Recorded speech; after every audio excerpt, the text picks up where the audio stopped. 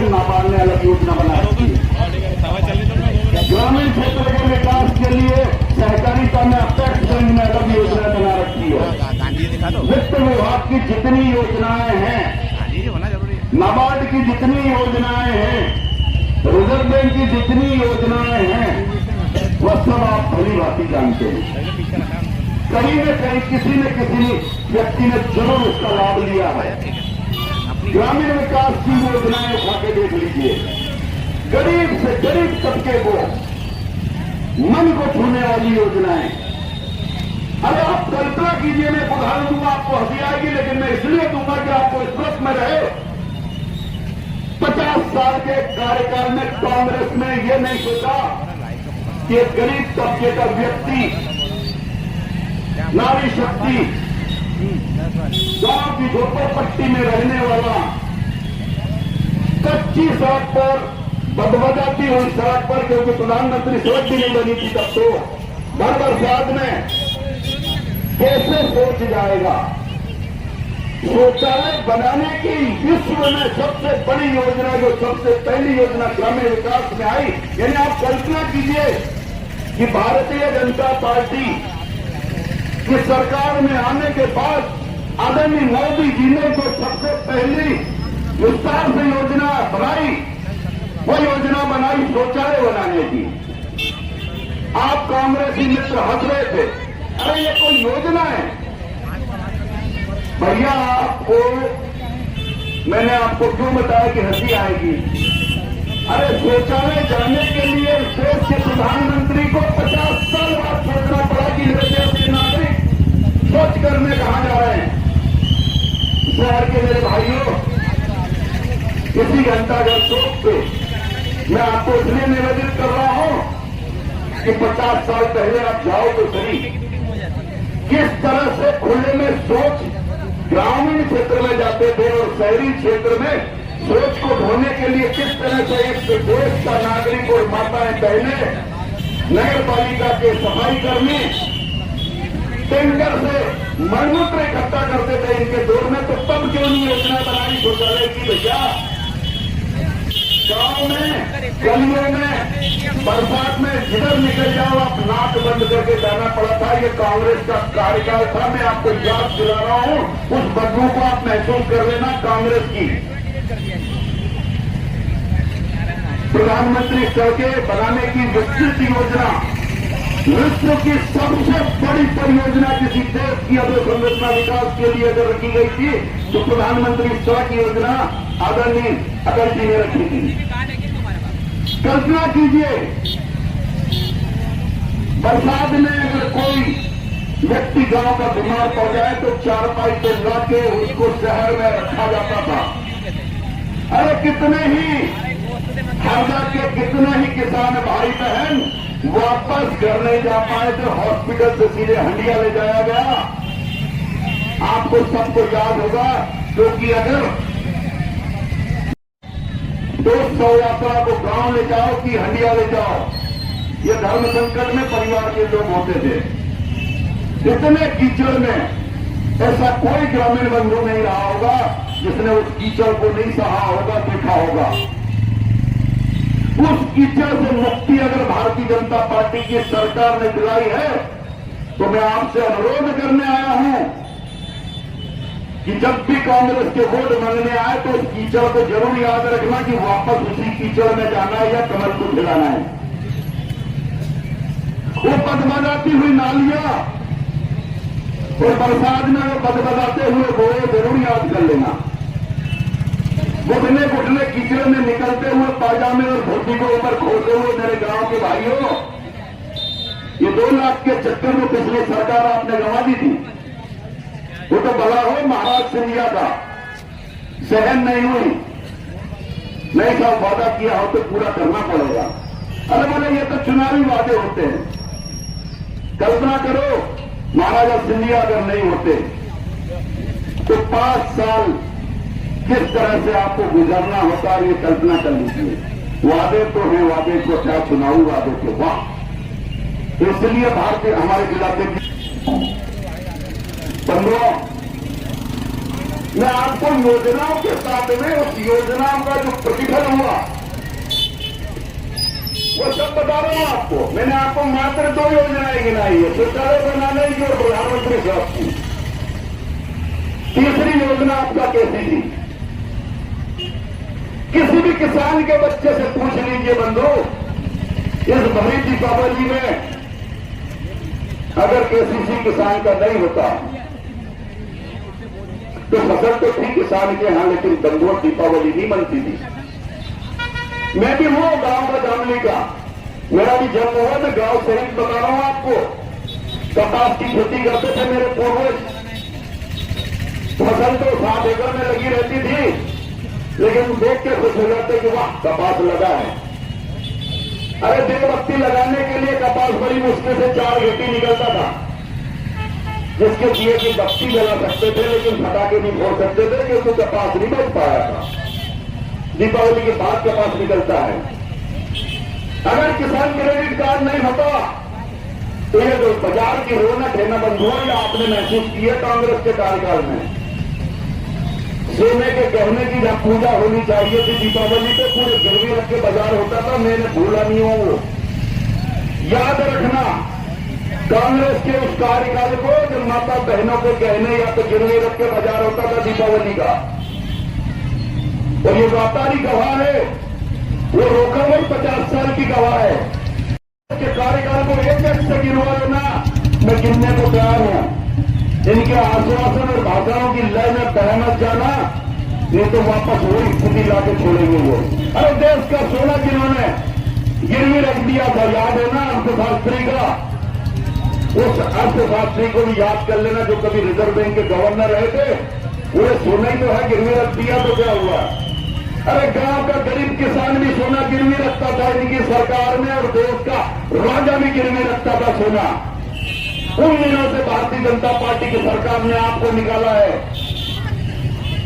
फिर से ये आश्वासन और बातें दे रहे, और हमारे 1-2 नगीने चले गए हैं, उनको बता रहे चुनाव कैसे जिताते हैं। अरे तेरे बाप के हाथ जिताएगा चुनाव। वो बहन जी दिल्ली से आई, वो हमारे नेता को बोलते तेरा बाप चुनाव जीतेगा। अरे वाह यार, क्या संस्कार दिए, हम सहन कर गए। हमारे संस्कार है, हमारी आदरणीय है, पढ़ी लिखी है। इसी बाजार में बच्ची खेली कूटी बड़ी हुई। अरे देवी इतनी तो लाज रखती उस नेता पे। मैंने आपको देखा है गगन गति सेंटर पे, याद कर लो। मैं चैलेंज करता हूं आपको, किसी भी पत्रकार डिबेट में नहीं दिखी भाई प्रवक्ता है, जवाब तो मैं देता वही देता, लेकिन मेरे सहन शक्ति को आज चूंकि उनकी दुकान के सामने था तो मुझे लगा कि जवाब तो देना चाहिए। कभी मैं वहीं सामने गगनपीठ करते थे, आपको ध्यान है ना, उसके सामने त्रिवेदीवास सेंटर था, याद दिला दूं क्योंकि आपको याद होना चाहिए, मैं यही खेला वाला हूं। देखा हुआ था कभी, मेरा दोस्त था त्रिवेदी दीपक, वही लाल डिब्बा बस मसना तरफ से आई, और क्या जबरदस्त बरसात में वो चौबना भरा हुआ, और जब मचका लगा ना तो पूरा कीचड़ गगन गट्टी सेंटर में। आप समझ सकते हो भैया, विकास वहां से हमने उठाया है, वहां से इस सड़क में जो कीचड़ के गड्ढे थे उनको बरोबर करने से लेके आज तक चमचमाती हुई सड़क भारतीय जनता पार्टी की देन है। उस समय को मत भूलना। किसी भी नेता के लिए शब्द बोलने से पहले सुन लेना। भारतीय जनता पार्टी का कार्यकर्ता संस्कारवान संगठन का कार्यकर्ता होता है, शब्दों की मर्यादा जानता है, लेकिन आप अगर मर्यादा से बाहर निकले तो हमको जवाब देना भी आता है, और संगठन का कार्य तो कर ज्ञान भी किससे ले रहे हैं? संगठन चुनाव लड़ता, भारतीय जनता पार्टी में नेता तो अपना काम करता है। दोस्त बहुत स्पष्ट शब्दों में बता दूं, भारतीय जनता पार्टी के प्रत्याशी आदरणीय कमल पटेल जी का मैं चुनाव अभी करता हूं, निर्वाचन अभी करता हूं। मुख्य संगठन में मुझे मैं काम कर रहा हूं, मेरा काम जितना है उतना करना। मतदान केंद्र पर बैठा हुआ कार्यकर्ता संगठन की रीति नीति से जितना काम देते उतना करते हैं। प्रदेश के नेता का काम है जितना है उतना काम करना, राष्ट्रीय नेता का काम है करना। पर ये सज्जन पुरुष, आप उनकी दुर्जनता को जानते हैं, इसलिए मैं सज्जन पुरुष क्यों, मैंने बता दिया आपको, सबको की मेरी अपनी मर्यादा है। हरदा में कृषक जागृति व्यापार मेला लगता था, आपको याद होगा। इस शहर का हर एक व्यापारी शाम को कृषक जागृति व्यापार मेले में 2001 से लेकर 4 तक आया है। सभी परिवार आते थे। उस कांग्रेस के कार्यकाल में भी हमने यहां पर आयोजित किया था, क्योंकि हमारी नगर पालिका थी। 2004 में क्या स्थितियां बनी कि इस बंदे ने कितना गड़बड़ किया, वो सब आपको पता है। मैं उनके जोड़ गुण सगुण सबको विश्लेषण करने के लिए नहीं खड़ा हूं, लेकिन बहुत कम बढ़ रहे हैं। व्यापारी बंधुओं, भाइयों बहनों, मैं सब आपको आश्वस्त करता हूं कि भारतीय जनता पार्टी की सरकार बनने के बाद जिस प्रकार के विकास कार्य होते हैं उसे तेज गति से होंगे। क्यों होंगे? हरदा के क्षेत्र में मूंग के उत्पादन में देश का नंबर 1। बैठ जाओ ना, बैठ जाओ भैया, कि भैया कुर्सी को इधर बिठा दो, नहीं बैठो नहीं आप।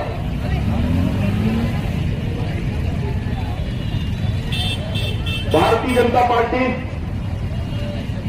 की सरकार ने आदरणीय कमल पटेल जी के नेतृत्व में हरदा जिले की फसलों के उत्पादन के क्षेत्र में जितना कार्य किया है वह आपको बताने की मुझे आवश्यकता है, क्योंकि बाजार में आपने वो चीज को महसूस किया है। गेहूं के उत्पादन के क्षेत्र में देश में नंबर 1 हरदा जिला बना, ऐसे नहीं बन गया। उसके लिए पूरे सिस्टम को डेवलप करने की आवश्यकता रही और वो हुआ। चने के उत्पादन में देश का नंबर 1 बना, मूंग के उत्पादन में नंबर 1 बना। अब आप कल्पना कीजिए कि जब हम नंबर 1 है तो हमारे पत्रकार मित्र पूछ रहे थे रोज चर्चा के दौरान कि भैया हरदा का विकास तो इतना तेज गति से हो रहा है, तो आने वाले कल में क्या होगा? 25 साल का कार्यकाल है। वो लोग बोलते हैं बहुत समय से हो गया भैया। तो मैं आपको आश्वस्त करना चाहता हूं कि हरदा का विकास की पूरी एक रचना, विकास की जो अवधारणा होती है वह सतत चलने वाली एक प्रक्रिया है। इस नगर का विकास क्या हो, पहले गलियां छोड़ के इसका विकास हुआ, इसके बाद एक पूरी रचना बनी कि हरदा शहर के आसपास एक रिंग रोड बनाया जाए। उसके लिए पूरा का पूरा प्रोजेक्ट बना और आज हरदा नगर के अंदर किस, और जो जहां तक मेरी आवाज जा रही है, करबद्ध निवेदन है, सपरिवार, मैं सपरिवार और घोड़ा से वापस हरदा आ जाए। आपको गोरों का अनुभव न हो तो मुझे कहिए। दोस्तों, शहर के विकास के साथ में राष्ट्रीय विकास की अवधारणा को आप परिलक्षित करते हुए ने जो मत दिया है, उस मत का सही प्रयोग करके जो भारतीय जनता पार्टी की सरकार बनी और उसमें चलने फिरने के लिए एक जो सड़क बनाई है, एक ये उदाहरण है। जब उस सड़क से गुजरेंगे तो ऐसी सड़कों का जाल पूरा जो देश के अंदर बिछाया है उसको आप महसूस कर लेंगे, बंधुओं, महसूस कर लेंगे। इसी प्रकार नहर का देख लीजिए, पूरा सीमेंट कॉन्क्रीटीकरण, 30% पानी व्यर्थ रहता था, 30% पानी, सीपेज और तमाम जगह। वो 30% को आपने माननीय कमल पटेल जी की अथक प्रयासों से सीमेंट कॉन्क्रीट हुआ, आदरणीय उमा भारती जी जब केंद्रीय जल संसाधन मंत्री की 1600 रुपए करोड़ स्वीकृत हुआ हरदा और होशंगाबाद के लिए, वो सारा काम हुआ। उससे ये बाजार जो खिलखिला रहा है आपका, वो 1600 करोड़ नहीं आते, सीमेंट कंक्रीट सड़क नहीं होती। तो ये जो 1600 करोड़ का मूंग का पैसा है जो किसान के लिए बोनस होता है, उस बोनस को अगर आपको नहीं मिलता तो बाजार की जो तेजी है ना भैया, ये मूंग के पैसे से है। आप भी बड़े अर्थशास्त्री है, लेकिन मैं भी छोटा मोटा किसान हूं। मेरा भी अपना बजट होता है, गेहूं की फसल बेचने के बाद मुझे कितना काम करना है और मूंग की फसल लेने के बाद कितना काम करना है। क्यों भैया सोयाबीन के बाद क्यों नहीं आते? क्योंकि सोयाबीन की फसल यानी कि बरसात की फसल अपनी सिर्फ और सिर्फ आवश्यकताओं की पूर्ति कर सकती है। यानी ये फसल जो होती है सिर्फ आवश्यकताओं की पूर्ति के लिए होती है, जो नैसर्गिक संसाधनों से प्राप्त होती है। उसके बाद की फसल हमारी आवश्यकताओं की पूर्ति करती है। उसके बाद की तीसरी फसल हमारे शौकियों खर्चों, जो आवश्यकता से अधिक जो संसाधन जुटाने होते हैं, उसके लिए पूर्ति करती है। तो ये तीनों फसलों का जो समुच्चय है वो आपके सामने मैंने रखा। इसके बाद अब चौथी फसल के लिए इंडो इजराइल प्रोजेक्ट बारंगा के पास बोंडगांव में आ रहा है 30 करोड़ का।